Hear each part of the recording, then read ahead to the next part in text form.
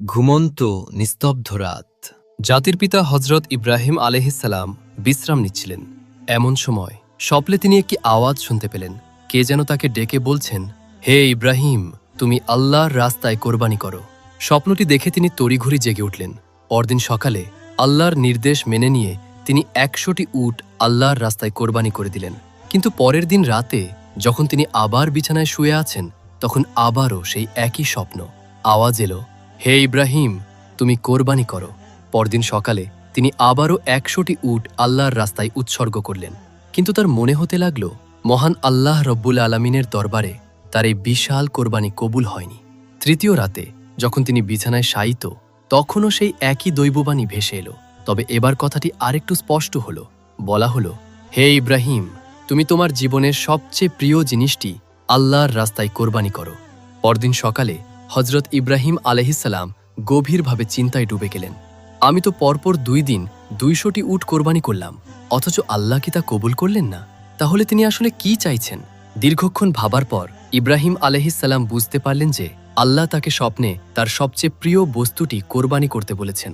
আর এই পৃথিবীতে তার কাছে সবচেয়ে প্রিয় বস্তু হল তার সন্তান ইসমাইল। হজরত ইব্রাহিমের বয়স যখন ৮৬ বছর, তখন এই সন্তানটি তার ঘরে জন্ম নেয়। বার্ধক্যের শেষ প্রান্তে এসে পাওয়া এই সন্তানটি ছিলেন তার জীবনের সবচেয়ে বড় মহব্বত। এই সন্তানটির মাধ্যমেই তার বংশধারা এগিয়ে যাওয়ার কথা ছিল। কিন্তু মহান আল্লাহ যখন বারবার তাকে এই প্রাণাধিক প্রিয় সন্তানটিকে কোরবানি করার নির্দেশ দিলেন, তখন ইব্রাহিম আলাইহিসসালাম দৃঢ় মননে সংকল্প করলেন। তিনি ভাবলেন, যদি আল্লাহর ইচ্ছা এটাই যে ইসমাইলকে তার রাস্তায় কোরবানি করা, তবে আমি কিছুতেই পিছপা হব না। আল্লাহর ভালোবাসা অর্জনের পথে পৃথিবীর কোনো কিছুই আমার জন্য বাধা হতে পারবে না। এরপর তিনি তার একমাত্র ছেলে ইসমাইলকে আল্লাহর রাস্তায় উৎসর্গ করার জন্য মনস্থির করলেন। যেই ভাবা সেই কাজ। ইব্রাহিম আলাইহিসসালাম তার ছেলে বালক ইসমাইলকে ডেকে বললেন, হে বৎস, তুমি গোসল করে সুন্দর জামাকাপড় পরে তৈরি হয়ে নাও, আমি তোমাকে নিয়ে একটি দাওয়াতে যাব। শিশু ইসমাইল আলাইহিসসালাম ছোটবেলা থেকেই আত্মীয় স্বজন আর বাবার আদর ছাড়াই বড় হয়েছেন। ছোটবেলায় বাবা তার পাশে ছিলেন না, তাই যখন শুনলেন বাবা তাকে নিয়ে দাওয়াতে যাবেন, বালক ইসমাইল আনন্দে আত্মহারা হয়ে উঠলেন। তিনি দৌড়ে মা হাজেরার কাছে গিয়ে বললেন, আম্মাজান, আপনি কি শুনছেন? আব্বাজান আমাকে কি বলছেন? আমাকে নিয়ে নাকি তিনি এক জায়গায় দাওয়াত খেতে যাবেন। আম্মাজান, আপনি তাড়াতাড়ি আমাকে গোসল করিয়ে দিন, আমার ভালো জামা কাপড় পরিয়ে দিন, আমি আব্বার সাথে দাওয়াতে যাব। ইসমাইল আলাইহিসসালাম উত্তেজনায় বলে উঠলেন, আমার তো আর ধৈর্য হচ্ছে না। বিবি হাজেরা আলাইহিসসালাম অবাক হয়ে বললেন, সত্যি কি তিনি তোমাকে নিয়ে দাওয়াতে যাবেন? ইসমাইল বললেন, আপনি তাকেই জিজ্ঞেস করে দেখুন না। এরপর বিবি হাজেরা ইব্রাহিম আলাইহিসসালামের কাছে এসে জিজ্ঞেস করলেন, হে আমার প্রাণের স্বামী, আমি কি শুনলাম আপনি নাকি ইসমাইলকে নিয়ে দাওয়াতে যাবেন? ইব্রাহিম আলাইহিসসালাম বললেন, হে হাজেরা, তুমি ঠিকই শুনেছ। ইসমাইলকে গোসল করিয়ে সুন্দর কাপড় পরিয়ে তৈরি করে দাও, আমি তাকে নিয়ে এক দাওয়াতে যাচ্ছি। প্রিয় দর্শক, অনেকের মনে হতে পারে যে আল্লাহর নবী হয়ে ইব্রাহিম আলাইহিসসালাম কি বিবি হাজেরা ও ইসমাইলের সাথে মিথ্যা কথা বললেন? কিন্তু বাস্তবতা তা নয়। গভীরভাবে চিন্তা করলে দেখা যাবে ইব্রাহিম আলাইহিসসালামের কথাটি ছিল একদম সত্য ও যথার্থ। কারণ তিনি তো আসলে ইসমাইলকে নিয়ে মহান আল্লাহর দাওয়াতেই যাচ্ছিলেন। এরপর বিবি হাজেরা আলাইহিসসালাম তার আদরের ছেলেকে সুন্দর করে গোসল করিয়ে সাজিয়ে গুছিয়ে ইব্রাহিম আলাইহিসসালামের কাছে নিয়ে এলেন। ছেলেকে স্বামীর হাতে তুলে দেওয়ার আগে তিনি বলে উঠলেন, হে আমার প্রাণের স্বামী, ইসমাইলকে আমি জন্মের পর থেকে এই পর্যন্ত নিজের কোলে লালন পালন করেছি। এর মধ্যে আমি তাকে এক মুহূর্তের জন্যও আমার চোখের আড়াল হতে দিইনি। হে আমার স্বামী, আপনি যেন সবসময় তাকে নজরে রাখেন, কখনোই তাকে আপনার চোখের আড়াল করবেন না। যতক্ষণ না আপনি আর ইসমাইল আমার কাছে ফিরে আসছেন, ততক্ষণ আমি খুব উদ্বিগ্ন থাকব। আমি শুধু আপনাদের দুজনের পথের দিকে তাকিয়েই সময় কাটাবো। ইব্রাহিম আলাইহিসসালাম বিবি হাজেরার এই কথা শুনে কোনো কথাই উত্তর দিলেন না। তার বুকের ভেতর তখন কান্নার ঝড় বইছে। তিনি মুখ ফুটে কিছু বলতে পারছিলেন না। দুচোখ দিয়ে পানি পড়তে চাচ্ছিল, কিন্তু তিনি সেই চোখের পানিগুলোকে আল্লাহর ভালোবাসার মহাসাগরে চেপে রাখলেন। এরপর হজরত ইব্রাহিম আলাইহিসসালাম বালক ইসমাইলকে নিয়ে মিনার পাহাড়ের দিকে হাঁটতে লাগলেন। অভিশপ্ত ইবলিস যখন দেখল যে জাতির পিতা আল্লাহর হুকুম মানতে গিয়ে তার একমাত্র ছেলেকে জবেহ করার এত বড় সিদ্ধান্ত নিয়েছেন, তখন শয়তানের আর সহ্য হল না। সে বিষণ্ণ কণ্ঠে বলে উঠল, হায় রে, আমি ইবলিস! মানব জাতির জন্যই আমি বেহেশত থেকে বের হয়েছি, আর সেই মানব জাতির একজন সন্তান ইব্রাহিম আল্লাহর হুকুম মেনে তার প্রিয় হয়ে যাবে, এটা আমি কিভাবে সহ্য করব? এই কোনোভাবেই হতে দেওয়া যাবে না। যে করেই হোক ইব্রাহিমকে এই কাজ থেকে ফিরিয়ে রাখতেই হবে। শয়তান তার এই ষড়যন্ত্র বাস্তবায়নের জন্য প্রথমেই একজন ভালো মানুষের ছদ্মবেশে বিবি হাজেরার কাছে হাজির হল। সে বিবি হাজেরাকে বলল, হে হাজেরা, তুমি কি জানো তোমার স্বামী ইব্রাহিম তোমার ছেলেকে কোথায় নিয়ে যাচ্ছেন? বিবি হাজেরা বললেন, কেন? তিনি তাকে একটা দাওয়াতে নিয়ে যাচ্ছেন। তখন ইবলিস বলল, আমি তো শুনেছি নারীরা খুব সহজে বিশ্বাসী হয়, তাদের মিথ্যা কথা বলে সহজেই ধোঁকা দেওয়া যায়। তোমার স্বামী তোমাকে ধোঁকা দিয়েছে। বিবি হাজেরা শয়তানের এই কথা শুনে রেগে গিয়ে বললেন, তুমি কি বলছো? আমার স্বামী আল্লাহর নবী, তিনি কিভাবে আমাকে ধোঁকা দেবেন? আমি তোমার কথা বিশ্বাস করি না। আর তুমি সত্যি করে বলো, তুমি কে আর কি উদ্দেশ্যে তুমি আমার স্বামীর বিরুদ্ধে এসব বলছো? তুমি এখনই আমার কাছ থেকে দূর হয়ে যাও।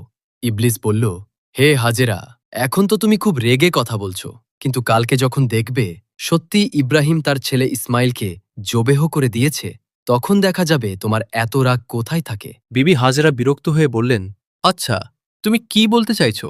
একটু খুলে বলো। শয়তান তখন বলল, আমি সেই কথাই বলার জন্য এসেছি। বিবি হাজেরা বললেন, তুমি কি আমাকে এর কোনো যুক্তি বুঝিয়ে বলতে পারো? একজন বাবা কেন তার একমাত্র নিরপরাধ সন্তানকে জবেহ করবে? শয়তান বলল, হাজেরা, ইব্রাহিম খামাখা ইসমাইলকে জবেহ করবে না। মহান আল্লাহ তাকে নির্দেশ দিয়েছেন যেন তিনি ইসমাইলকে তার রাস্তায় জবেহ করেন।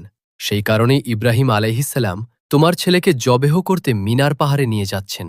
এখনো সময় আছে, তুমি তাড়াতাড়ি ইসমাইলকে তার হাত থেকে বাঁচাও, নইলে দেখবে ইব্রাহিম আল্লাহর হুকুম মেনে তোমার ছেলেকে জবেহ করে ফেলবে। বিবি হাজেরা শয়তানের এই কথা শুনে অত্যন্ত দৃঢ়তার সাথে বললেন, মহান আল্লাহ, দুনিয়ার এত মানুষের মধ্যে যদি আমার ছেলে ইসমাইলকে তার রাস্তায় জবেহ করার জন্য কবুল করে থাকেন, তবে এর চেয়ে বড়স সৌভাগ্য আমার জন্য আর কিছুই হতে পারে না।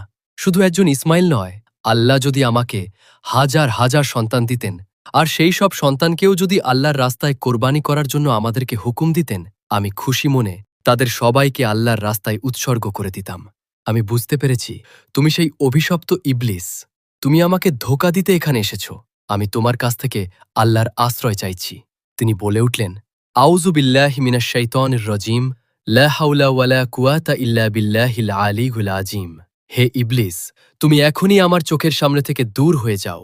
বিবি হাজেরার এই তেজদীপ্ত জবাব শুনে শয়তান আর সেখানে টিকতে পারল না। লেজ গুটিয়ে পাগল কুকুরের মতো পালিয়ে গেল। ইবলিস যখন দেখল বিবি হাজেরাকে ধোঁকা দিয়ে কোনো কাজ হচ্ছে না, তখন সে ভাবল, যাই বালক ইসমাইলকে গিয়ে ধরি। হজরত ইসমাইল আলাইহিসসালাম তখন বাবার পেছন পেছন হাঁটছিলেন আর কিছুটা দূরত্বে ছিলেন। ইবলিস তখন ইসমাইলকে হাতের ইশারায় ডেকে বাবার থেকে আরও দূরে নিয়ে গেল। এরপর সে ইসমাইলকে বলল, হে ইসমাইল, তুমি কি জানো তোমার বাবা তোমাকে কোথায় নিয়ে যাচ্ছেন? ইসমাইল আলাইহিসসালাম বললেন, কেন? দাওয়াত খেতে নিয়ে যাচ্ছেন। ইবলিস বলল, হে বালক, তুমি তো খুব ছোট আর সোজা সরল, তোমার বাবা তোমাকে দাওয়াতের কথা বলে ধোঁকা দিয়েছে। ইসমাইল আলাইহিসসালাম বললেন, তুমি কি অদ্ভুত কথা বলছো? আমার বাবা আমাকে কেন ধোঁকা দেবেন? আমি তার একমাত্র সন্তান। এতদিন পর তিনি আমার সাথে দেখা করতে এসেছেন, তার ধোঁকা দেওয়ার কি দরকার? ইবলিস তখন বলল, হে ইসমাইল, তুমি জেনে রাখো, তোমার বাবা তোমাকে দাওয়াতের কথা বলে ধোঁকা দিয়ে জবেহ করার জন্য নিয়ে যাচ্ছেন। মিনার পাহাড়ে গিয়ে তিনি তোমাকে জবেহ করে ফেলবেন। ইসমাইল আলাইহিসসালাম বললেন, এর কি কোনো যুক্তি আছে? কোনো বাবা কেন তার একমাত্র সন্তানকে বিনা কারণে জবেহ করবেন? ইবলিস তখন বলল, হে ইসমাইল, তোমার বাবা বিনা কারণে তোমাকে জবেহ করবেন না। মহান আল্লাহ তাকে নির্দেশ দিয়েছেন যেন তিনি তোমাকে তার রাস্তায় কোরবানি করেন, আর সেই আল্লাহর নির্দেশ পালন করার জন্যই তোমার বাবা তোমাকে মিনার পাহাড়ে জবেহ করতে নিয়ে যাচ্ছেন। ইসমাইল আলাইহিসসালাম তখন হাসি মুখে বললেন, মহান আল্লাহ, এই দুনিয়ার এত মানুষের মধ্যে যদি আমাকেই তার রাস্তায় জবেহ করার জন্য পছন্দ করে থাকেন, তবে এর চেয়ে বড় সৌভাগ্য আর কি হতে পারে? আমি বুঝতে পেরেছি তুমি সেই অভিশপ্ত ইবলিস।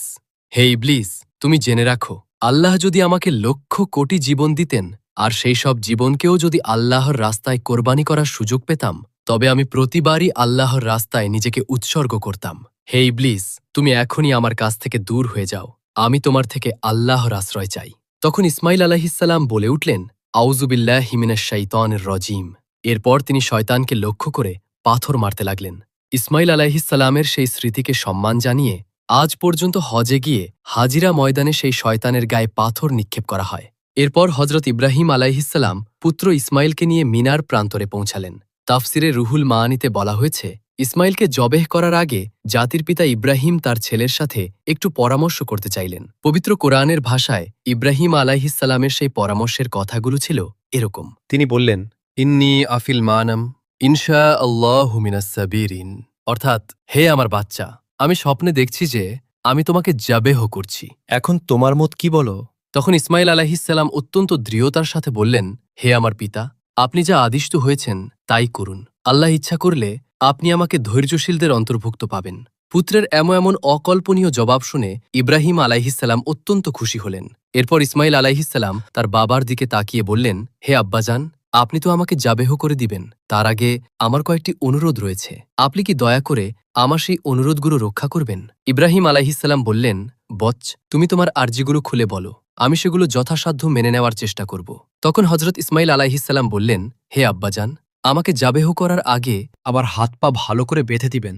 দেখা যায় জাবেহ করার সময় পশুরা হাত পা ছুঁড়ে ছুঁড়ে মারে। মৃত্যুর যন্ত্রণা সহ্য করতে না পেরে আমিও যদি এভাবে হাত পা ছুঁড়তে থাকি এবং তা যদি আপনার গায়ে লেগে যায়, তবে তা আমার অশোভনীয় আচরণ হবে। আমি চাই না মৃত্যুর আগে আমার বাবার সাথে কোনো বেয়াদবি করি, তাই আমার এই অনুরোধ রাখবেন। আর দ্বিতীয় কথা হলো, আমাকে জবেহ করার সময় আমার চোখ ভালো করে কাপড় দিয়ে বেঁধে দেবেন।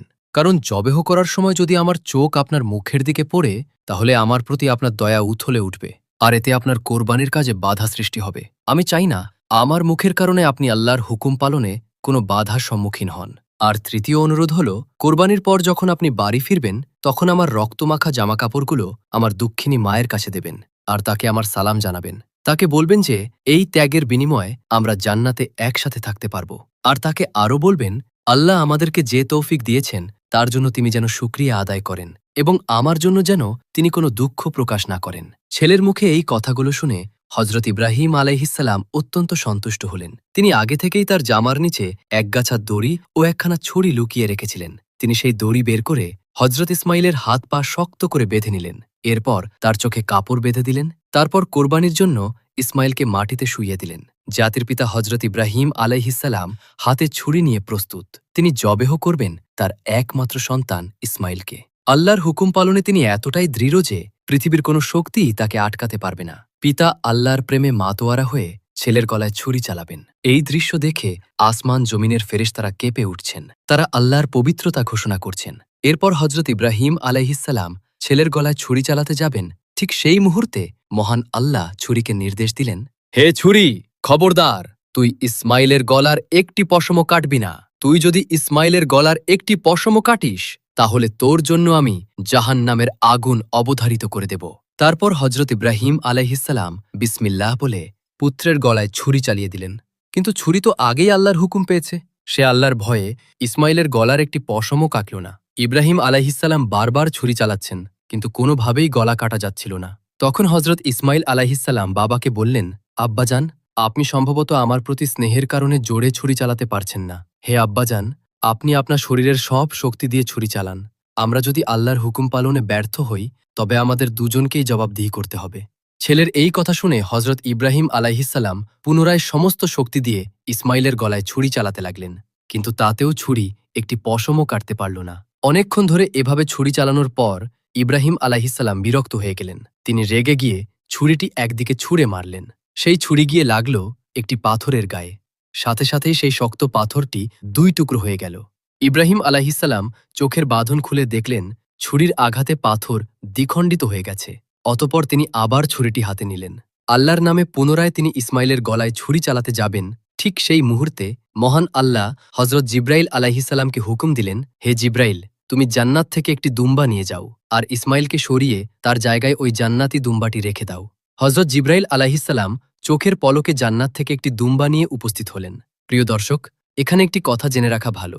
এই দুম্বাটি ছিল হজরত আদম আলাইহিসসালামের পুণ্যবান ছেলে হাবিলের কোরবানির সেই দুম্বা, যেটি আল্লাহ এতদিন জান্নাতে সযত্নে সংরক্ষণ করে রেখেছিলেন। তারপর হজরত জিব্রাইল আলাইহিসসালাম ইসমাইলকে সরিয়ে ছুরির নিচে সেই জান্নাতি দুম্বাটি রেখে দিলেন। আর ওদিকে হজরত ইব্রাহিম আলাইহিসসালাম চোখ বাঁধা অবস্থাতেই ছুরি চালিয়ে দিলেন। সাথে সাথেই সেই জান্নাতি দুম্বাটি কোরবানি হয়ে গেল। কিন্তু হজরত ইব্রাহিম আলাইহিসসালাম মনে করলেন তিনি তার প্রাণাধিক প্রিয় ছেলে ইসমাইলকে কোরবানি করে দিয়েছেন। কোরবানি শেষ হওয়ার সাথে সাথে তিনি বলে উঠলেন, আলহামদুলিল্লাহ, আলহামদুলিল্লাহ। তারপর তিনি চোখের বাঁধন খুলে দেখলেন ইসমাইল তো তার পাশেই দাঁড়িয়ে আছেন, আর কোরবানি হয়ে গেছে একটি বেহেশতি দুম্বা। এই দৃশ্য দেখে হজরত ইব্রাহিম আলাইহিসসালাম ফেরেশতা জিব্রাইলকে জিজ্ঞেস করলেন, হে ভাই জিব্রাইল, আল্লাহ কি তবে আমার কোরবানি কবুল করেননি? কেন আমি আমার ছেলেকে কোরবানি করতে পারলাম না? হজরত জিব্রাইল আলাইহিসসালাম বললেন, হে ইব্রাহিম, আল্লাহ তাআলা আপনার ওপর অত্যন্ত সন্তুষ্ট হয়েছেন। আপনি তার হুকুম মানতে গিয়ে নিজের ছেলেকে কোরবানি করতে এত দৃঢ়প্রতিজ্ঞ হয়েছিলেন এবং আপনার ছেলেও আল্লাহর নির্দেশ মেনে নিজের জীবন দিতে এত সহজে রাজি হয়েছিলেন। শুধু এতটুকুই আল্লাহ দেখতে চেয়েছিলেন, আর এতেই তিনি আপনাদের বাবা ছেলে উভয়ের ওপর সন্তুষ্ট হয়েছেন। তিনি আপনাদের পরীক্ষা করেছিলেন এবং আপনারা সেই পরীক্ষায় সফল হয়েছেন। তাই আল্লাহ সন্তুষ্ট হয়ে জান্নাত থেকে একটি দুম্বা পাঠিয়েছেন, আর সেটাই কোরবানি হয়েছে। হজরত জিব্রাইলের মুখ থেকে এই কথা শোনার পর হজরত ইব্রাহিম আলাইহিসসালাম আবারও মহান আল্লাহর শুকরিয়া আদায় করলেন।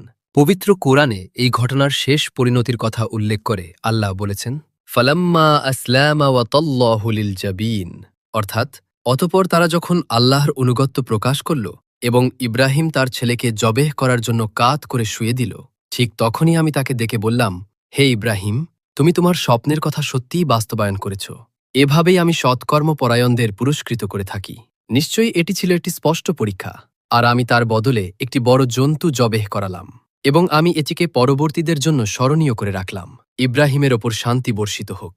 এভাবেই আমি সৎকর্মপরায়ণদের পুরস্কৃত করে থাকি। প্রিয় দর্শক, এই ছিল জাতির পিতা হজরত ইব্রাহিম আলাইহিসসালামের তার পুত্র ইসমাইল আলাইহিসসালামকে কোরবানি দেওয়ার এই অভাবনীয় কাহিনী।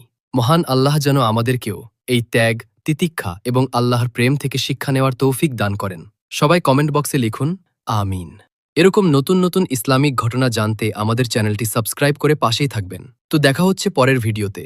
সে পর্যন্ত মহান আল্লাহ আপনাদের সবাইকে ভালো রাখুন, সুস্থ রাখুন। আল্লাহ হাফেজ।